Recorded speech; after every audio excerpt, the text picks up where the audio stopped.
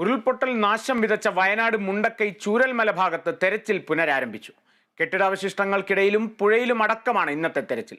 4 സംഘങ്ങളിലായി 150 സൈനികരാണ് രക്ഷാപ്രവർത്തനം നടത്തുന്നത്. അതേസമയം 143 മൃതദേഹങ്ങളുടെ പോസ്റ്റ്മോർട്ടം പൂർത്തിയായി. കൂടുതൽ വിവരങ്ങളുമായി റിയാസ് KMR, അതുല്യ രാമചന്ദ്രൻ എന്നിവർ ചേരുന്നു. ആദ്യം റിയാസ് KMRിലേക്കാണ്. റിയാസ്, എത്തരത്തിലാണ് വിവരങ്ങൾ? മരണസംഖ്യ കൂടിക്കൊണ്ടിരിക്കുകയാണ്, 150 കടന്നിരിക്കുകയാണ്. മണ്ണിൽ പുതഞ്ഞവർക്കായി ഇപ്പോഴും രക്ഷാപ്രവർത്തനം തുടർന്നുകൊണ്ടിരിക്കുന്നു. ഉറ്റവർ പോയതിൻ്റെ വേദന ഇപ്പോഴും തീർന്നിട്ടില്ല പലർക്കും. ഉറ്റവരെ തേടി അലയുകയാണ് രക്ഷപ്പെട്ടവർ. സ്കൂളുകളില്ല, ആശുപത്രികളില്ല, അങ്ങനെയുള്ള എല്ലാ സ്ഥലങ്ങളിലും അവർ തേടുകയാണ് അവരുടെ ഉറ്റവരെ. അവരുടെ ഉറ്റവർക്ക് ഇപ്പോഴും ജീവനുണ്ടോ, അല്ലെങ്കിൽ എവിടെങ്കിലും രക്ഷപ്പെട്ടിരിക്കുന്നുണ്ടോ? അത്തരത്തിലുള്ള പല തെരച്ചിലുകളും എല്ലാം നടന്നുകൊണ്ടിരിക്കുകയാണ്. എന്തൊക്കെയാണ് ഏറ്റവും ഒടുവിൽ തരാനാകുന്ന വിവരങ്ങൾ? തീർച്ചയായും കാളിദാസ്, ഉരുൾപൊട്ടലിൽ ഉള്ളുപൊട്ടിയിരിക്കുകയാണ് വയനാട്. അങ്ങേയറ്റം വേദനാജനകമായ ഒരു കാഴ്ചയാണ് കാണാൻ സാധിക്കുന്നത്. ഏകദേശം 151 പേരുടെ മരണമാണ് ഇപ്പോൾ ഔദ്യോഗികമായി മാത്രം സ്ഥിരീകരിച്ചിരിക്കുന്നത്. അതിൽ കൂടുതൽ ആളുകളുണ്ട് എന്നുള്ളതാണ് അവിടെ നിന്നുള്ള ആളുകൾ പറയുന്നത്. 200-ലധികം പേരെ കാണാതാകുന്ന ഒരു സാഹചര്യം. മുണ്ടക്കൈയിൽ രക്ഷാദൗത്യം തുടരുകയാണ്. സൈന്യവും സന്നദ്ധ പ്രവർത്തകരും NDRFും എല്ലാം ചേർന്ന് മുണ്ടക്കൈയുടെ മുകൾ ഭാഗത്താണ്. ഇന്നലെ ഈ മുകൾ ഭാഗത്തേക്ക് എത്തിച്ചേരാൻ സാധിക്കാത്ത ഒരു സ്ഥിതിയായിരുന്നു ഉണ്ടായിരുന്നത്. അതുകൊണ്ട് തന്നെ മുണ്ടക്കൈയുടെ മുകൾ ഭാഗത്താണ് ഈ രക്ഷാദൗത്യം തുടരുന്നത്.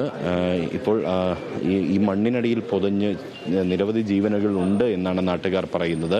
മുണ്ടക്കൈയുടെ മുകൾ ഭാഗത്ത് ഒരു വീട് കേന്ദ്രീകരിച്ച് നടത്തിയ തിരച്ചിലിൽ 3 മൃതദേഹങ്ങൾ കണ്ടെടുത്തിട്ടുണ്ട്. അത് പുറത്തെടുത്തിട്ടില്ല. അത് ലഭിച്ചാൽ മാത്രമാണ് ഔദ്യോഗികമായ കണക്കുകൾ ഈ 151+3 എന്ന രീതിയിലേക്ക് വരിക. അങ്ങനെ ഒരു ദയനീയമായൊരു കാഴ്ചയാണ് ഭാഗത്തു നിന്നും ഉണ്ടാകുന്ന ഒരു സ്ഥിതി ഉണ്ടായത്. ഇപ്പോൾ ഗവർണർ ആരിഫ് മുഹമ്മദ് ഖാൻ വയനാട്ടിലേക്ക് പുറപ്പെട്ടിട്ടുണ്ട്. അദ്ദേഹം കോഴിക്കോട് ഗസ്റ്റ് ഹൗസിലായിരുന്നു ഉണ്ടായിരുന്നത്.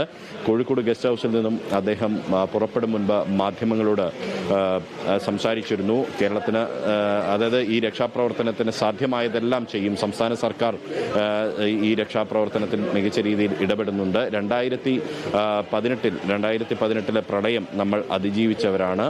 ഇതും നമ്മൾ അതിജീവിക്കുമെന്നാണ് ആരിഫ് മുഹമ്മദ് ഖാൻ വ്യക്തമാക്കിയിട്ടുള്ളത്. കേരളത്തിന് സഹായം അഭ്യർത്ഥിക്കുക കൂടി അദ്ദേഹം ചെയ്യുന്നു. അദ്ദേഹം വയനാട്ടിലേക്ക് 11 മണിയോടുകൂടിയാണ് ഗവർണർ വയനാട്ടിലേക്ക് എത്തുക. തുടർന്ന് അവിടെയുള്ള ദുരിതാശ്വാസ ക്യാമ്പുകൾ സന്ദർശിക്കും. മറ്റ് സ്ഥിതിഗതികളെല്ലാം തന്നെ ഗവർണർ വിലയിരുത്തും എന്നുള്ളതാണ്. ഇന്ന് വയനാട്ടിലേക്ക് എത്തുമെന്ന് അറിയിച്ചിരുന്ന രാജ്യത്തിൻ്റെ പ്രതിപക്ഷ നേതാവ് രാഹുൽ ഗാന്ധി പ്രതികൂല കാലാവസ്ഥയെ തുടർന്ന് ഇന്നത്തെ സന്ദർശനം റദ്ദാക്കിയിട്ടുണ്ട്. അദ്ദേഹം മറ്റൊരു ദിവസമായിരിക്കും വയനാട്ടിലേക്ക് എത്തുക എന്നുള്ളതാണ് അറിയാൻ സാധിക്കുന്നത്. അതിനിടയിൽ വയനാട്ടിൽ രക്ഷാദൗത്യം ഊർജിതമായി തുടരുകയാണ് കാളിദാസ്. റിയാസ്, അതേപോലെ തന്നെ മുണ്ടക്കൈ ഭാഗത്ത് ഇപ്പോൾ അവശേഷിക്കുന്നത് ആകെ ഒരു 30 വീടുകളാണെന്നുള്ള തരത്തിലും നമുക്ക് വിവരം ലഭിക്കുന്നുണ്ട്. അപ്പോൾ അത്രയും ആ ഒരു പ്രദേശം ഇപ്പോൾ ഇനി അങ്ങോട്ടില്ല എന്നുള്ള തരത്തിൽ തന്നെയാണ് ഇപ്പോഴത്തെ നിലവിലെ ഒരു അവസ്ഥ എന്ന് പറയുന്നത്. കാരണം മുണ്ടക്കൈ ചൂരൽമല ഭാഗം ഇനിയിപ്പോൾ കേരളത്തിൻ്റെ ഭൂപടത്തിൽ നിന്നും ഇല്ലാതായൊരു അവസ്ഥ, അത്തരത്തിലൊരു വലിയൊരു ദുരന്തം തന്നെയാണ് ഇന്നലെ കണ്ടത്. അങ്ങനെ ഇരിക്കുന്ന സാഹചര്യത്തിൽ എന്തായാലും 4 സംഘങ്ങളിലായി 150-ലധികം സൈനികരാണ് ഇപ്പോൾ രക്ഷാപ്രവർത്തനം നടന്നുകൊണ്ടിരിക്കുന്നത്. എന്തായാലും ദ്രുതഗതിയിലാണെന്നുള്ള കാര്യത്തിൽ സംശയമില്ല. എന്നിരുന്നാലും എത്തരത്തിലാണ് ഇപ്പോൾ കൂടുതൽ രക്ഷാപ്രവർത്തനം മുന്നോട്ട് പോകുന്നത് ഇന്നത്തെ ഇതുവരെയുള്ളൊരു വിലയിരുത്തലിൽ? ഇന്ന് രാവിലെ തന്നെ സൈന്യം ആദ്യം സന്നദ്ധ പ്രവർത്തകരെത്തുന്നു. അവർ പ്രധാനമായും ഈ മല കയറി പുഴ താണ്ടി മല കയറിക്കൊണ്ടാണ് ഈ മുണ്ടക്കൈയുടെ മുകൾ ഭാഗത്തേക്ക് വന്നിട്ടുണ്ടായിരുന്നത്. പിന്നാലെ സൈന്യമെത്തി. ആദ്യം രക്ഷാപ്രവർത്തകർ അവിടെ മണ്ണിൽ പൊതിഞ്ഞ് കിടക്കുന്ന വീടുകളിൽ ആരെങ്കിലും ഉണ്ടോ എന്ന പരിശോധനയായിരുന്നു നടത്തിയത്. ഉണ്ട് എന്ന് സ്ഥിരീകരിക്കപ്പെട്ട വീടുകളിലേക്കാണ് പിന്നീട് സൈന്യം അവരുടെ പണിയായുധങ്ങളും ഉപകരണങ്ങളും ഒക്കെയായി എത്തിയത്. മൺവെട്ടി, പിക്കാസ് തുടങ്ങിയ, ഒപ്പം തന്നെ വടം തുടങ്ങിയ കാര്യങ്ങളുമായി എത്തി ആണ് സൈന്യം അവിടേക്ക് എത്തുന്ന ഒരു സാഹചര്യം ഉണ്ടായിട്ടുള്ളത്. ഇങ്ങനെ ഈ മണ്ണുകളിൽ പൊതഞ്ഞ വീടുകളിൽ ഈ ആരെങ്കിലും കുടുങ്ങിക്കിടക്കുന്നുണ്ടോ എന്നുള്ളത് തന്നെയാണ് പ്രഥമ പരിഗണന നൽകുന്നത്. അതുപോലെ തന്നെ കൂടുതൽ മൃതദേഹങ്ങൾ കണ്ടെത്താനുള്ള ശ്രമം നടക്കുന്നു. അതിനിടെ ഇന്ന് സൈന്യം പാലം നിർമ്മിച്ച് ഈ പുഴയിലൂടെ കടന്ന് എത്തിയതിനു ശേഷമായിരിക്കും അവിടെ മറ്റ് മണ്ണുമാന്തി യന്ത്രം ഉപയോഗിച്ച് ചെളി നീക്കി അതിനകത്ത് ആളുകളോ മൃതദേഹങ്ങളോ ഉണ്ടോ എന്നുള്ള കാര്യം പരിശോധിക്കുക. അത് ഉച്ചയോടുകൂടി മാത്രമാണ് സൈന്യത്തിൻ്റെ എഞ്ചിനീയറിംഗ് സംഘം എത്തി ആ ഒരു പാലം അവിടെ ക്രമീകരിച്ചുകൊണ്ടുള്ള പ്രവർത്തനങ്ങളിലേക്ക് കടക്കുക. കാളിദാസ്. തീർച്ചയായും ഇപ്പോഴും രക്ഷാപ്രവർത്തനം ദ്രുതഗതിയിൽ തന്നെ തുടർന്നുകൊണ്ടിരിക്കുകയാണ്. അതേപോലെ തന്നെ 200-ലധികം കണക്ക് പ്രകാരം അധികൃതർ അത്രയും സൂചിപ്പിക്കുന്നില്ലെങ്കിലും പ്രാദേശിക വൃത്തങ്ങളിൽ നിന്നും നമുക്കും ലഭിക്കുന്നത് 200-ലധികം പേരെ ഇനിയും കണ്ടെത്താനുണ്ട് എന്നുള്ള കണക്ക് തന്നെയാണ്. അതേപോലെ തന്നെ 218 പേരെ കാണാനില്ല എന്നുള്ള തരത്തിലും എന്തായാലും ഇപ്പോൾ ഏറ്റവും ഒടുവിൽ റിപ്പോർട്ടുകൾ വന്നു തുടങ്ങിയിട്ടുണ്ട്. ഇനിയും മൃതദേഹങ്ങൾ കണ്ടെത്തിക്കൊണ്ടിരിക്കുകയാണ്. അതേപോലെ തന്നെ പോത്തുകൽ ഭാഗത്ത് നിലമ്പൂർ പോത്തുകൽ ഭാഗത്ത് 3 മൃതദേഹങ്ങൾ കൂടി കണ്ടെത്തി എന്നുള്ളൊരു വിവരം കൂടി ലഭിക്കുന്നുണ്ട് അല്ലേ റിയാസ്? തീർച്ചയായും ചാലിയാർ പുഴയിലൂടെ ഒഴുകി വന്ന മൃതദേഹങ്ങൾ ഇന്നലെ 26 മൃതദേഹങ്ങളായിരുന്നു കണ്ടെത്തിയത്.